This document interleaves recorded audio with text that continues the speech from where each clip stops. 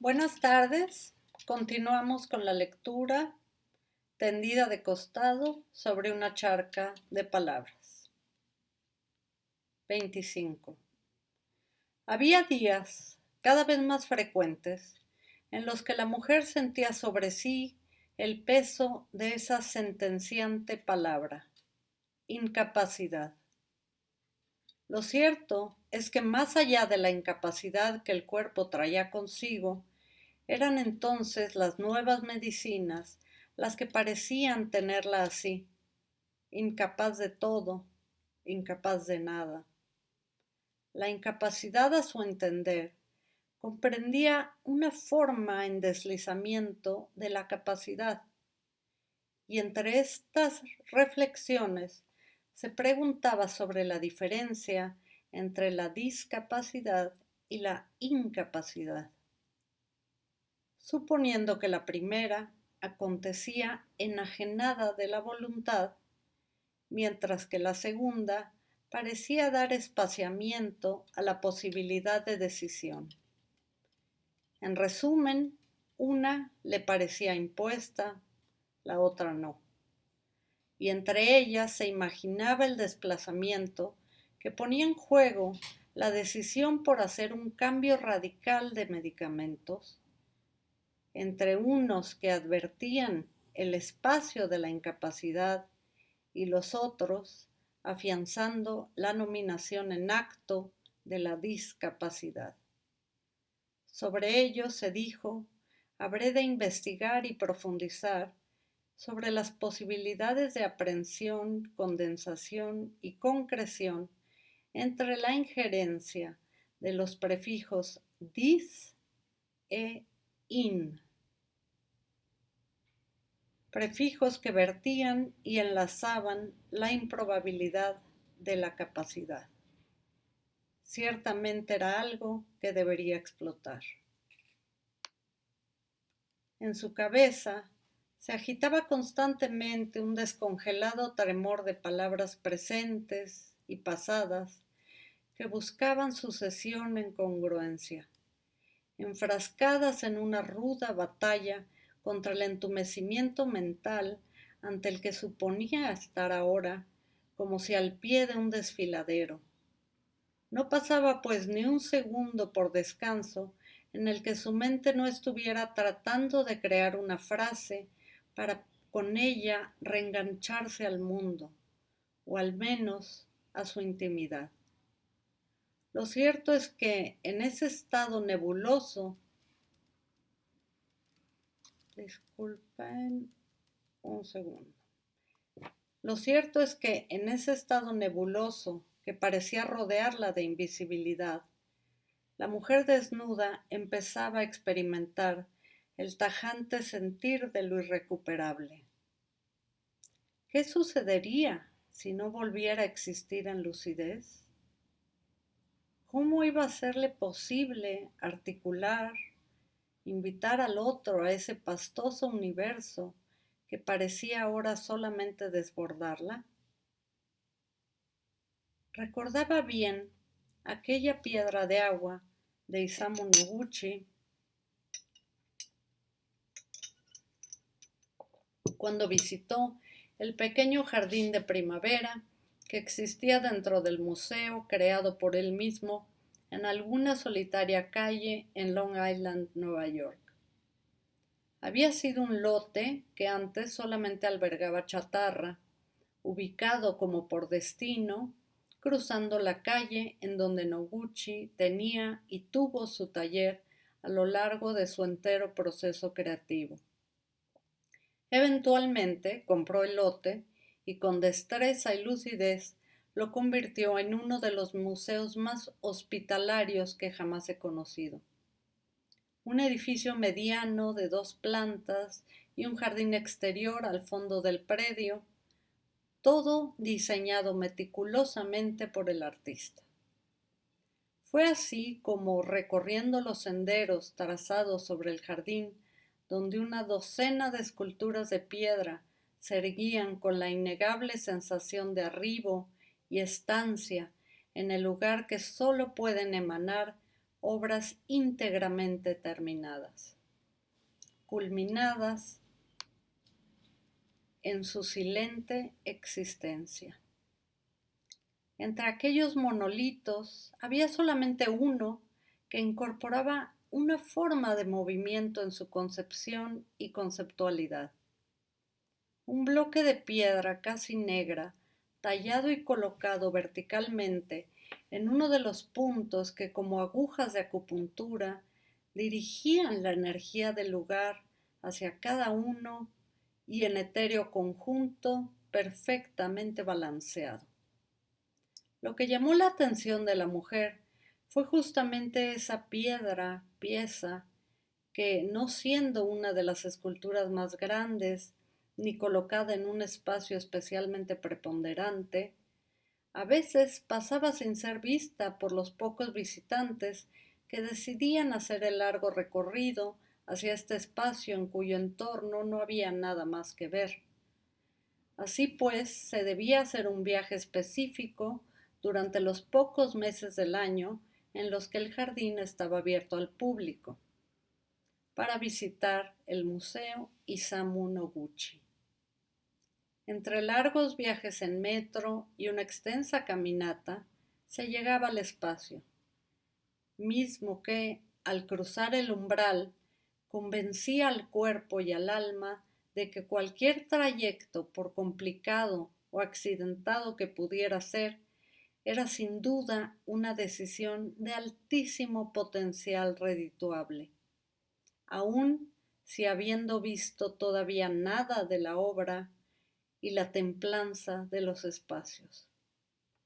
La mujer recuerda que descubrió la fuente sin saber de su existencia. No había guías ni caminos destinados dentro del museo, de tal manera que la experiencia del lugar se ofrecía al visitante para ser consumida como cada uno decidiera. Este tipo de museos eran siempre preferidos por la mujer. Por algún motivo intuitivo, la mujer había cruzado la primera planta sin distraer la mirada en ruta directa hacia el jardín. Permaneció en él durante horas, absorbiéndolo todo en la agradecida soledad del espacio. Después de las primeras horas de convivencia con el pacífico ámbito, se dio cuenta de que los pocos visitantes que estaban en el museo al mismo tiempo que ella recorrían primero los espacios cerrados del museo, pasando de sala en sala, descubriendo la variedad de materiales entre los que Noguchi había desplegado su discreta genialidad, visitando incluso la tienda antes de salir al jardín. Nunca entendió por qué. Mientras, sentada en una bellísima escultura banca de blanco granito diseñada por el artista, notó que los cantos de solo uno de los bloques pétreos brillaba de misteriosa manera en lentos cintileos iluminados por la limpia y brillante luz que transporta los últimos días del invierno hacia los tímidos inicios de la primavera. Fue esto lo que la hizo acercarse para descubrir la que sería, a su criterio, la mejor obra de Isamu Noguchi, la culminación de su eficaz elocuencia minimalista. Así, de cerca, fue que notó que los cantos de la piedra se dejaban recorrer por una fina capa de agua, cuyo origen, casi indescifrable, provenía del centro de la superficie, desde una emanación tan aletargada que casi no disturbaba el reflejo sereno que captaba el cielo. Y recordaba entonces la punzante pregunta de Helen Sissu, que en su aparente sencillez cuestionaba y hacía temblar los cimientos del universo de la visión por entero. ¿Ver de cerca es ver? Quizá no, quizá es sentir. escuchar debajo de los sonidos y debajo de las formas. Quizá es escuchar el agua que recorre una piedra sin ver realmente el agua o la piedra. El bloque oscuro, que desde entonces y hasta ahora acapararía su atención, era una pieza simplista por completo. Su forma e intención eran claras: dejar al agua correr sin violencia ni exabrupto. En cambio, a un tiempo que confesaba un desplazamiento jamás apresurado. Tiempo después, leyó el nombre de esta pieza: Water Stone, piedra de agua. Se dio cuenta que posiblemente su respuesta a la pregunta de Sisu anunciaba un camino argumental fuertemente propositivo, pues la materia de la escultura fuente se desplazaba entre la materialidad de la piedra y la materialidad del agua, siendo ambas materia y soporte según acompasara su digresión. Un otro estar en deslizamiento que a la memoria futura prometía ya en anticipo posibilitar la conversión de lo pétreo en lo líquido, de la estaticidad en movimiento, del soporte en superficie. Sucedía pues que esta fuente, si bien Noguchi jamás la llamó así, con absoluta razón, pues más que fuente era un haiku, pero siguiendo la funcionalidad de la pieza, podemos destinarla pedestremente como tal. Así que esa fuente, al contrario de las fuentes comunes, permanecía casi inmóvil, casi callada, casi sin brote. Ciertamente de lejos no daba cuenta sino de una pieza esculpida colocada entre trozos de piedra blanquecina al centro del espacio ajardinado entre vallas no muy altas de madera oscura. Sin embargo, el corte desencajado de la angulosa superficie semicuadrada ascendía la vertical de granito oscuro, casi negro absorbido cuando mojado, ocupando de pétrea e infranqueable materialidad el espacio de su volumetría, dispuesta cerca de 1 metro medible entre la altura del piso y el cielo. En su estado de estar, confesaba sobre sus cantos la caída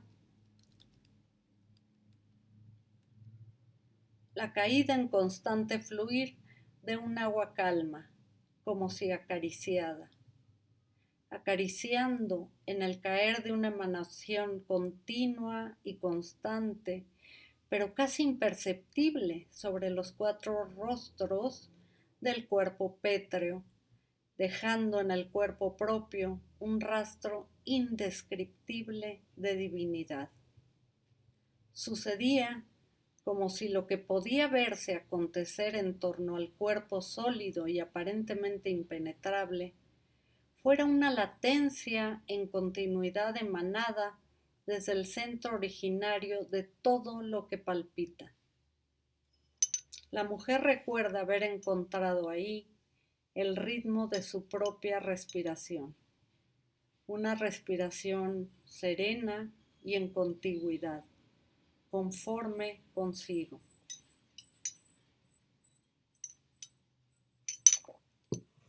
Resulta cierto suponer que en ese tiempo la mujer aún no yacía tendida sobre una charca de palabras, ni se ahogaba por meses en años en los primeros acordes del segundo movimiento de la 7ª sinfonía de Beethoven, lo que seguramente habría supuesto un encuentro mucho más dramático con la pieza, de tal modo que su conciencia, entonces presente, no sabía con cuánta urgencia necesitaría recuperar, décadas después, ese saber aconteciendo del que había sido partícipe en el jardín de Isamu Noguchi, pensando cómo saber ser partícipe de un secreto puro y pulcro, susurrado sin palabras. Esa era la sensación inundada de seguridad con la que el cuerpo, la mente y el alma, finalmente, aún sin ganas de desprenderse, lograban dar la espalda a la icónica obra Waterstone, creada en 1987, para, inevitablemente, seguir adelante al ritmo de su propia vida.